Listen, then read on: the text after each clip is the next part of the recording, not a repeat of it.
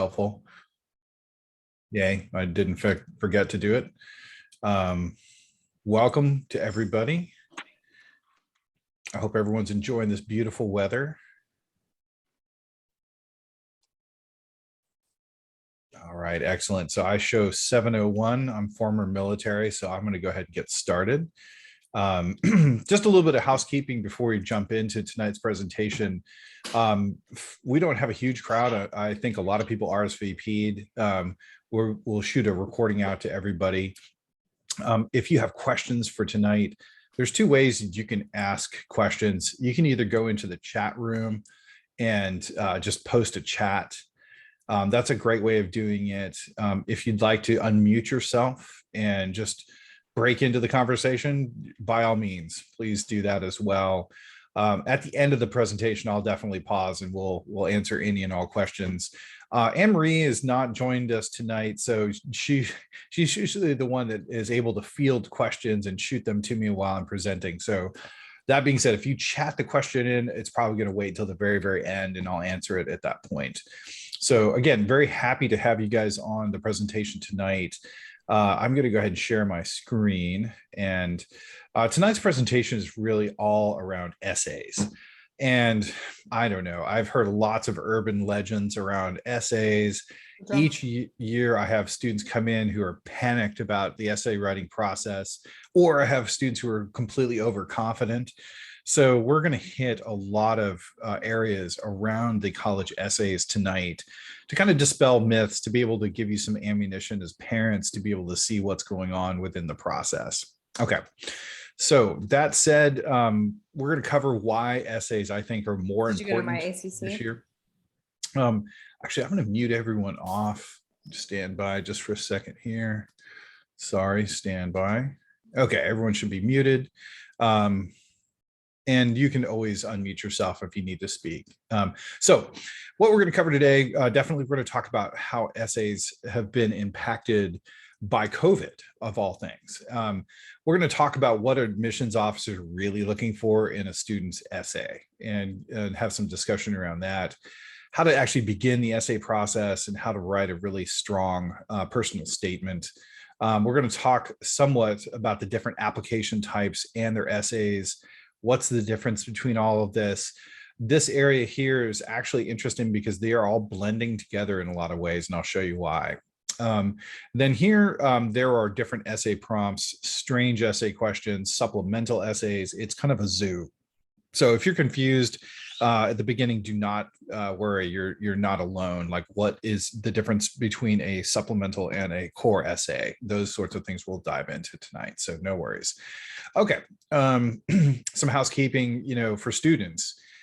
Creating and revising their resume is really important. That's kind of a super important precursor to the essay writing process, because on our staff, your students probably already working with an educational consultant, and the educational consultants are trained to really review those resumes and be able to help a student kind of craft essays from experiences that sometimes come directly from the resume. So if we don't have a resume, it's a good time to actually get that nailed down.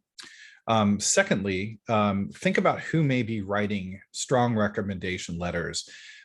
We're already at the late stage of April. I can't believe that. We're going to hit May in a nanosecond. Then we go into AP exams and finals and projects and concerts, and all hell breaks loose. It's really a good time now to be asking folks for recommendation commitments. We don't need the actual recommendation letters yet, but we just need to know who is going to write those TRECs or letters of recommendation. Researching college list. If you guys have been with us a little while, you probably already have your college list nailed down, but some students are in the active process of doing research. The goal is to apply to 8 to 10 colleges. And tonight, I would say there's a real applicability for that, because some students don't understand that if they apply to 15 or 17 or 25 colleges, their essay numbers are going to be astronomical. They're going to be writing 30 different supplements. So that can be really daunting. We've had people do it in the past. It's fine. We don't limit in our practice the number of colleges you can apply to, but just know that there's an awful lot of work for the student once we get above the 8 to 10 college range.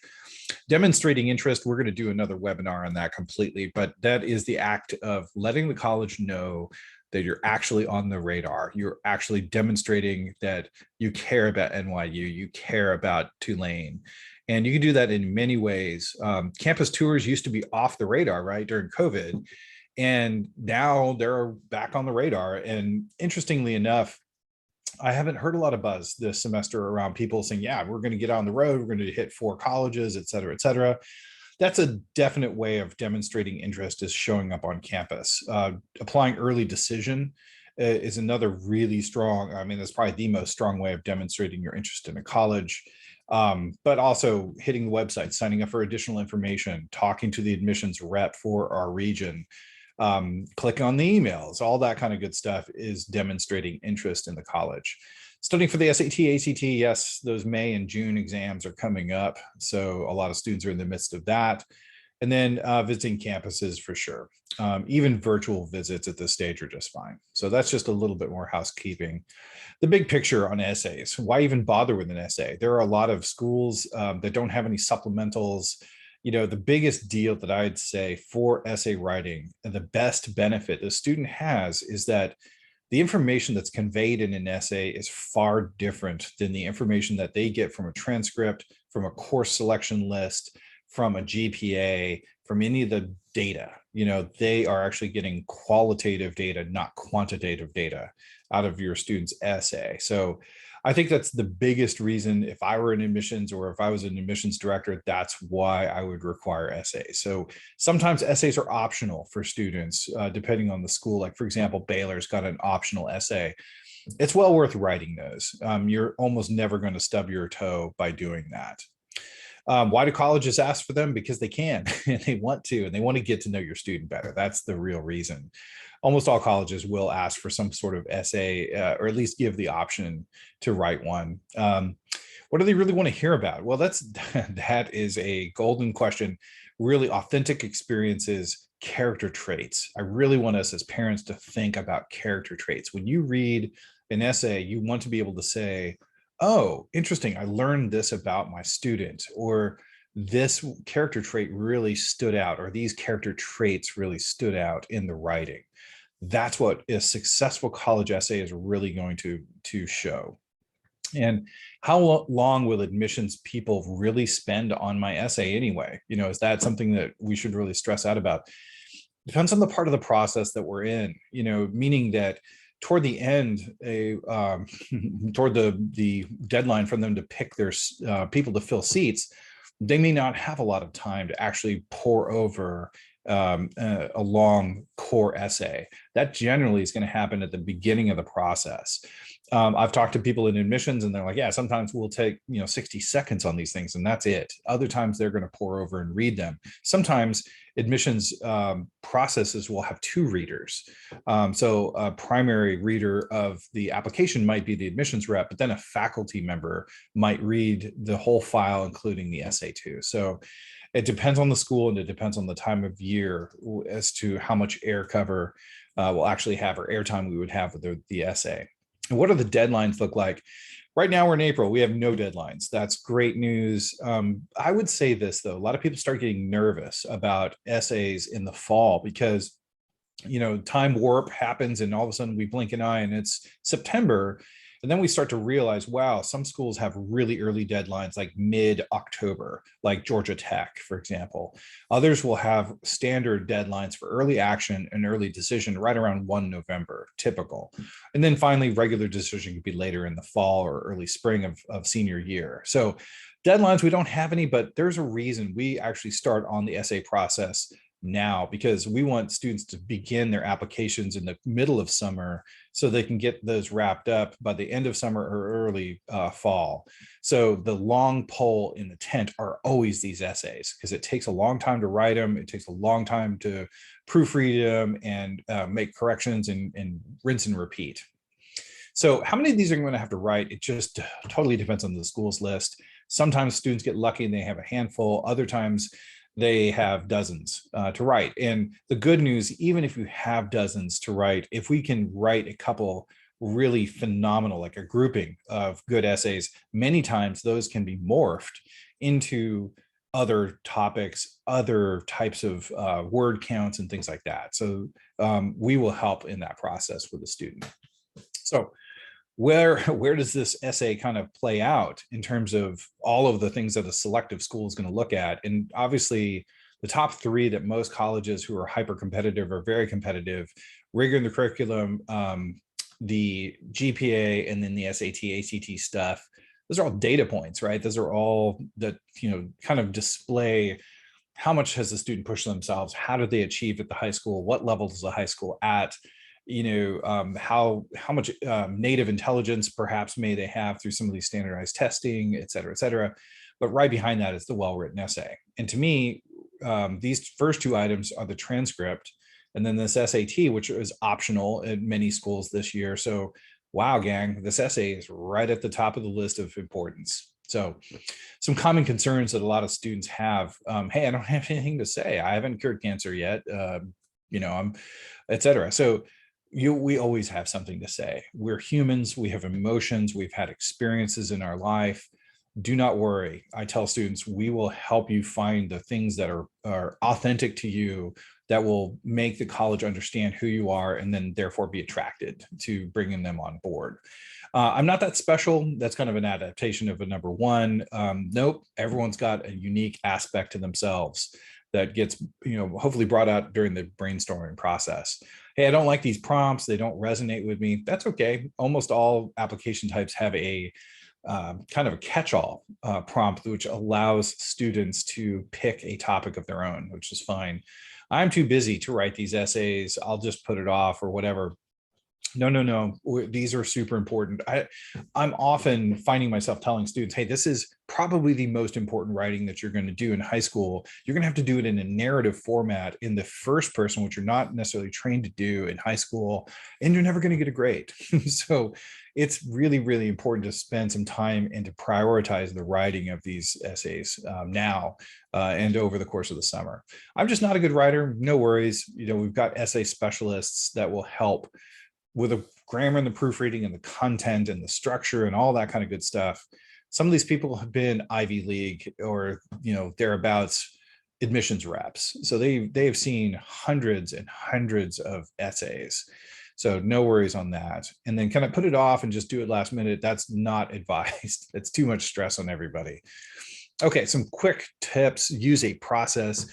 Oftentimes I talk with students, if they're not super humanities oriented, they're like, I don't use a process, I sit down and I write. So we'll talk about a process and help them with that.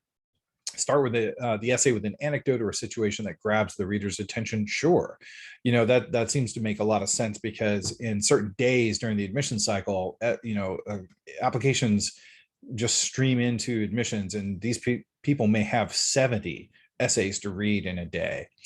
Using active voice where the subject does the action of the verb, that's important. Essay specialists will talk with the students about that if need be.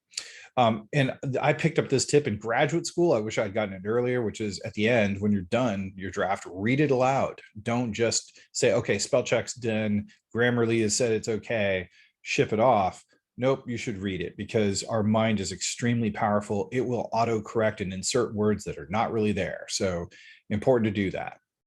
Some other tips: try not to use overused words or use the thesaurus. A lot of times students will do that to be impressive, but unfortunately it kind of comes off, otherwise. Things like equivocate, most students are not using that in regular everyday parlance. Okay, here's the 4-step process: pre-writing and brainstorming. The educational consultants help here. They do whiteboards. They will talk about personality traits, link those to actions and accomplishments, things of that nature. The student then has to draft using an outline. Then we will help them with the editing process that goes. This is kind of a cycle where once the student submits, it goes through this rinse and repeat cycle until the student, notice I say the student, is happy with this essay. We're going to give lots of recommendations. A lot of times the first drafts will go in and get bloodied, and that's okay. That's really standard.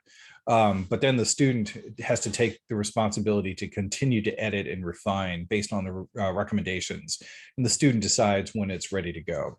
Finally, finalizing the essay, we ask them again to read it aloud and then upload the essay into the Inroads portal so that we can safe keep it. And it definitely needs to be due by the assigned due date that the consultants assign. So some rules: answer the question, damn it. So a lot of times colleges will ask 3 or 4 questions within a single essay prompt, and student actually has to go in there and dig out every single little prompt and make sure that they answers that within the word limit, which is the second bullet point. And, hey, by the way, what are the limits? And that for a core main narrative essay, those typically are 500 to 650 words. Okay. This is not War and Peace. We're talking 1 page, maybe a smidge more. Okay. That's usually the 650 mark. So we're not talking, some students have a really hard time narrowing down their essay to a page and a quarter or thereabouts. For the supplementals, those can be anywhere from just a few words, maybe 25 or 50 words up to 200 or 300 words. There are some supplementals that are full length at 650 as well. So parents, please do not be tempted to write your student's essay on their behalf. It's usually really obvious when that happens. And it's a big deal to us, but it's even bigger deal to the college in terms of academic dishonesty. And students can be, disinvited from the applicant pool pretty easily if they sense that there's some sort of plagiarism or parent over-involvement or whatnot. So please don't be tempted to do that. Don't simply just list accomplishments. Sometimes we'll see that. That's the resume. That's what the resume is for. And then also try not to game the system in your mind thinking, hey, I'm just going to write an essay that sounds good to admissions. That's not necessarily what they're looking at. They're looking for vulnerability. They're looking for feelings, reactions, perceptions that the student has to a certain situation that they might be writing about, things like that. And again, that's definitely not stuff that's going to be found on a transcript. And avoiding, words like or huge, man, that was a huge win, or, that sort of thing. And then, it was the bomb, off the hook, my summer was crazy, crazy train or whatever. So it's formal-ish, but it's not informal writing that we need to be doing. Okay. So we definitely need to have paragraphs. We definitely need to do indentation. We need to make sure that the grammar is correct. But it doesn't have to be ultra formal, but we don't want to use colloquialisms either. So some topics maybe to be concerned about, but just be careful with, okay? The big football game and sports achievements. Yeah, we can glean some things out of that, but that's pretty common for, especially Lake Travis, right? In some high schools, there are, Westlake, we win, we do this, all this other, we've won the state championship X amount of times. That can be problematic in the fact that it may not say something individually about the student per se. Not to say we can't write on it, just be careful. The mission trip to fill in the blank underserved community in, Puerto Rico or wherever. Yes, this is, again, really commonly written about. My life changed when I saw poverty for the first time. Okay, great. Really then, if we want to use this, we have to dig deeper and talk about how did it change us? What did we do differently when we came back, et cetera, et cetera. Whiny stuff, stuff that talks about privilege. I remember a student writing about their community and being mesmerized by the number of Teslas that drove by, things like that. That does signal to the admissions folks, some semblance of wealth, privilege, and trappings that may not play well. Then the 4 Ds, that's death, divorce, depression, and maybe learning differences or disability. So again, all these can be good essays. Just be careful and have your student talk with your essay brainstorming educational consultant on their opinion if those are apropos. And then the 3 common applications. I want to talk about this. I don't know why my X moved, but that's okay. The first type is the Apply Texas application. It has a new website, which is Go Apply Texas. All the schools in Texas, except for Rice and Mary Hardin Baylor, use the Apply Texas application. So if we're just staying in state, you're probably going to be using the Apply Texas app. If we're looking farther afield, the Common App is out there. There used to be 500 members. Now it's like 900 because of COVID. So lots and lots of colleges are on the Common App. And then lastly, the new kid on the block is Coalition.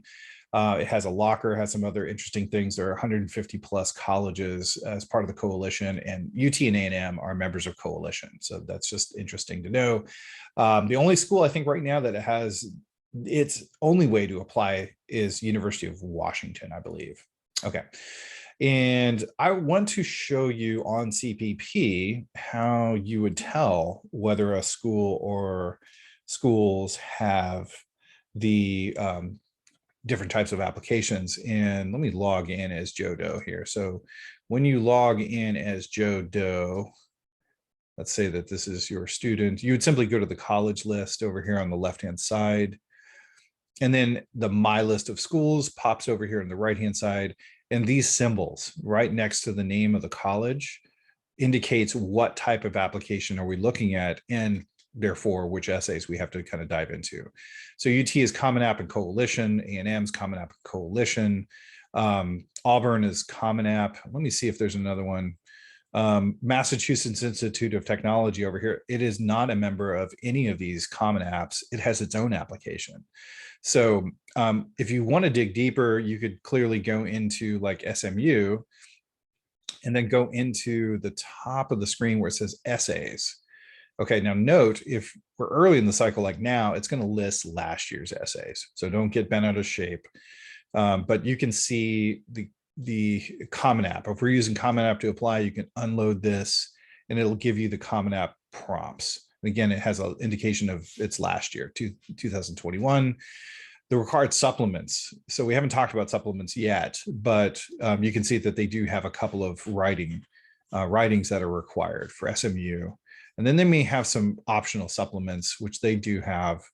Have you ever been convicted of a crime? Okay, hopefully that will not have to write that one. So anyway, you can see on your portal where to go. Again, going to the college tab and then going to the essay block here at the top, and then it will tell us what's happening with the essays for specific schools. Okay, so I'm gonna get out of this and that and go back here. Okay.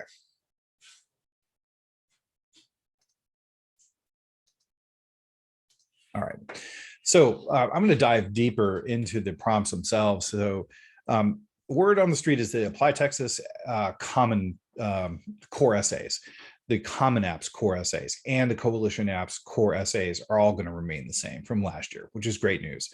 Supplements, all hell will break loose in the summer, I promise you. So don't think that the supplementals will be exactly the same. The Apply Texas essays, though, will. If you're applying to UT and A&M, they're going to require us most likely to answer essay A. Tell us your story. What unique opportunities or challenges have you experienced throughout your high school career that have shaped you into who you are today? So lots of us are going to be writing this one. Essay B is a little bit different. Some students have an identity, an interest, or talent that really defines them in an essential way. If you're one of these students, then please tell us about yourself. That, by the way, is also the Common Apps #1 essay. So you kind of kill two birds with one stone. These were last year's UT's prompts. What major you're going to do? Tell me about leadership. How will you enrich the learning environment at UT Austin? And this optional short answer, if you have any special circumstances that have impacted your high school academic performance. Again, this can change. UT last minute will change things, and they've done that in the past. So here are the Common App essay prompts. I'm not going to read all these to you, but just know that there is a file in each one of your students' portal in the file section under essay help that lists all of this stuff. So I just wanted you to be able to see as parents, what are we going to be writing about? What are some of the options that are out there in terms of these essays? So this one is a brand new one. Talk about a topic or idea or concept that you find so engaging that it makes you lose track of time, et cetera, et cetera. So they will change these from time to time, but this cycle, these are going to be the same. Coalition application prompts are pretty brief. There's only 5 of them. Now notice they have this supplement or submit an essay on a topic of your choice. That's common to both Coalition and Common App. So again, even if a student doesn't like any of these topics, we can help them write a personal statement that will fit that final prompt. And then on to the supplementals. Colleges often, especially when they're members of Coalition or Common App, will add essay prompts to find out more about the student, how they think, what's their motivation level. Here's some examples. Tufts says, celebrate your nerdy side. Okay, that's fun. Wake Forest, think of things that fascinated you when you're 10. What has endured? Caltech, please describe an unusual way in which you have fun. Okay. Brandeis, I love this one. A package arrives at your door. After seeing the contents, you know it's going to be the best day of your life. What's inside and how do you spend your day? And then, of course, University of Chicago. They are always the perpetrator of crazy essay prompts. Simply water. You get to respond to water. Okay. Other supplements. This is off Common App. If you wish to provide details of circumstances or qualifications that are not reflected in the app, use the space below. Okay, so if we had a death in the family and that really impacted our grades, we took a concussion at a hockey practice, definitely this is the place to share things like that. Okay. And then finally, COVID. I don't know if they'll keep the COVID response this cycle, but they might. So this was last year's. If you need more help, go to Essay Hell. No, not really, but go to the website Essay Hell. That's nice. My favorite is collegeessayguy.com. They have lots and lots of resources. That's lots of fun. And definitely contact us through the portal if you're stuck, you need extra support, you need more brainstorming, or if you feel like you're just lost, that's what we're here for. Okay. Some myths about essays. My essay is not going to get read. I'm applying to UC San Diego that had over 100,000 applications. Yep, they're still going to read your essay. My essay absolutely has to be written about an impressive topic. Nope. Most great essays are fairly, I don't want to say mundane, they're well written, but they don't necessarily need to be about the nuclear reactor that was built in the garage. Allowing someone else to heavily influence my writing or write it for me is okay. No, definitely not. College essays should be sound sophisticated like a professor, and that's probably a red flag, actually. So the student's voice needs to be in the essay. And yeah, we're going to look for that in the college as well. There's no right way of approaching an essay or a wrong way. I'm a great essay writer. I don't need a second opinion regarding my draft, nor do I need to have multiple drafts. And that, again, for some people who are really confident, I've seen people come back and go, wow, that was very helpful to get some outside influence or at least critique of the essay. So some hard and fast rules. Please allow a 10-day lead time for essay critique and review. So once a student turns it in, we have 10 days to go through and adequately spend the amount of attention that it deserves. So last minute, like day prior or 2-day prior essay submissions up against the deadlines are not going to get reviewed. And we're months away from any of these deadlines. We're just kind of putting it out there now. We have plenty of time to write these. There shouldn't be anyone really jamming up against those deadlines. You'll definitely want to submit your essays to the Inroads portal under the files sections. There are 2 ways of doing it. One is through a Google Drive or through a Word doc. Okay, pretty easy. And then finally, I would just say none of our essay review folks are Mac folks. So they're all on PC. So .pages, they can't read. PDFs are nice, but the problem is that we can't edit them. We can't really dive in there and do the level of detail review that we want through a PDF. Okay, logistics, definitely the student needs to proof spell check and then upload to their website for comment and critique. It's got to be their work. If it's plagiarized or mom writes it, we always say, haha, you'll be asked to leave the college inroads process without any refund, kind of like Alamo Draft House. So we take it seriously. The colleges will take it even more seriously than us. So what are we going to do during the remainder of this semester and into the summer? We're going to attack the what is your story question as a core essay for most students. Now, I've already worked with some on this core essay, and it's not going to be this one because they're not even applying to any in Texas. So it may be a different prompt, but we're going to do at least one core essay. We're going to attack a leadership supplement of why are you choosing your major question. For the first choice college on the student's list, we're going to be working on why is that a great match for the student. And then finally, this is a new ad for us this year, the diversity question. Lots of schools are now asking this. A&M probably pioneered this in Texas. So they want to ask, how has diversity entered into the students' world? So we'll be helping craft these.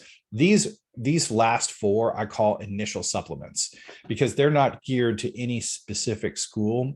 And that's reasonable because at this time of the year, we don't know what the essay prompts for individual schools will be. And we're not going to know that until July or August, depending on the type of application that they use. So when are all these things due? Well, it depends per the consultant's assignment date. So your student will get an assigned date to have the drafts returned to us. So that will show up on the portal. Applications, though, just as I said, they open up in July for the Coalition app and then August 1st for the Common App. That's just a place marker. I don't expect people to have all their essays done by July 1st or August 1st. That's probably not going to happen, but we need to make significant progress, I should say, based on the consultant's assignments. And then definitely, as you guys know, as parents, the early action, early decision deadlines are pretty much right around 1 November. So wrap up, what have we learned? We talked about the essay writing process. We dispelled some myths. We gained some resources on essay writing. We gained a bit of perspective on what's being asked of the student, the critical role that students play in all of this, and an understanding of the kind of the timeline that we're on. So next steps. The next thing for most folks, if they have not already set an essay brainstorming meeting on their calendar, contacting Dee or Lori to get that thing running. Now, keep in mind, we do have a defined process that we march students through. So once they have done a certain element of their work, then they're going to be setting up their essay brainstorming meetings. For those of us who've been with us for a long time, after they've done their college research meeting is the right time to start the essay brainstorming. If you just joined our practice, you're probably not going to get to this for another month or so at least. So start putting some essay ideas down on paper. If you're a student, that's always a wise thing to do. And if you're a student continuing working on, what we've assigned to be done, college list, research, visits to campuses, SAT, ACT prep, demonstrating interest in finishing the semester strong. So that I have just blown a lot of hot air at everyone for about a half an hour on essays. And I'm going to pause here. Emery, do we have any texts or chats to answer questions on? Not at this point, but that begs the question. If you guys have any burning questions that you want to ask us about essays, what Mike covered today, or about any other part of our process, or about anything having to do with college, feel free to either unmute or go to the chat. At the bottom of your screen, you'll see a little bar with icons. And so you're either, feel free to either unmute or click on the chat button and ask us questions. We're happy to help. Hi, good evening. I have a question. The base of the essay is the resume or not necessarily? Not necessarily, Marco. What happens a lot of times, just anecdotally, a lot of students will end up writing about something that they may have put on the resume. That's why I said, hey, it's really important to have a resume before you jump into the essay brainstorming meeting, but it doesn't have to be. It could be, other activities or experiences that the student had that are not on the resume. So it just depends on what we're trying to show in terms of character traits, the prompt, there's lots of elements that kind of go into it. There's an art and a science, I think, to essay brainstorming. The science is that, yep, we have to write the main core essay within 650 words. Yes, we do need to have a structure to it. Yes, it's important that we pay a lot of extra attention to the first paragraph and the last paragraph, things like that. The educational consultants are going to be, training or helping your student realize those factors. But the art of it is, hey, what do we fill in? How do we structure it? What are the details that we really want to mention? And sometimes that stuff's on the resume. A lot of times it's, again, just experiences that the student may have had. Great question. Any others? Nick had a comment before he left. He said, thanks for the presentation. It was really concise. And I managed to pretty easily jot down a lot of the important things to keep in mind. Have a great week. Y'all take care. Awesome. Who else has questions? Feel free to unmute or go to the chat. Hello. Hello. In terms of personal statements, I know that the U.S. like for schools outside of the US, for example, UK or Canada or Mhm. abroad, would you say that like the tone and like the content would be any different from your typical US school? Uh, Or To like, me, when you're looking at UCAS or other things, I the core of me believes that it's direct when you're talking about international schools, whereas in the United States, there's much more of a narrative stories kind of approach.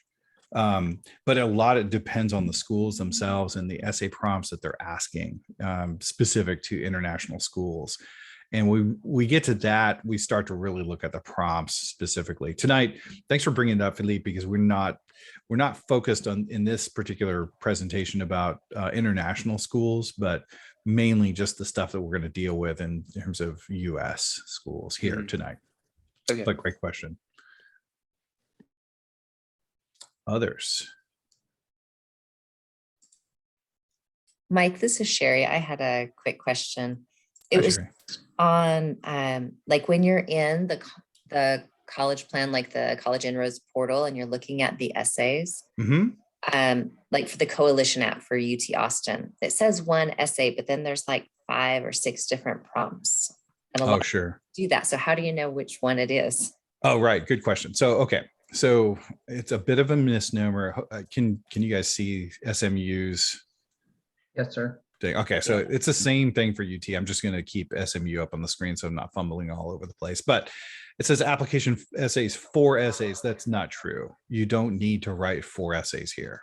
I wish they would change that. What they're saying is you need to write these things in an application.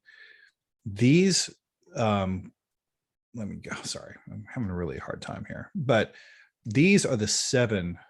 Actually, is this coalition? Yeah. So these are the 5 prompts for coalition. Okay. Now down here, when it says 300 words max, this is another coalition app thing that's very similar to the common apps, talk about COVID kind of ish, thing. You don't have to write 4 of these. You only have to pick one of these to write on. And I know that it's really confusing when it says 4 essays, but that's not what's being asked. I don't know if that helps. It's just kind of a weirdism. I wish they would change that because that's not the case. We only need to, like for Apply Texas, we have to write 4 essays. No, you don't need to write 4. You have to write, one of these 2. And then down here under supplements where it says it's required, then you have to write all of these supplements. Okay. And then the optional ones, again, optional, I would take a look at these. Sometimes these optional prompts are very apropos, for most of us, like Baylor's optional prompt is really kind of you need to answer it. But these clearly are case by case, and hopefully we're not going to have to write any of that stuff. So Another thing that I'll say about the main part is if you click on application essays, a lot of times they'll include putting in all of the kids' extracurricular activities as an essay. That's not an essay. That's just another piece that the university is expecting you to write about. So it is a little misleading at that point. But your application specialist and your educational consultant will absolutely help your kids figure out the essays that they actually have to write. Yeah, That that's answers your question. very much the truth.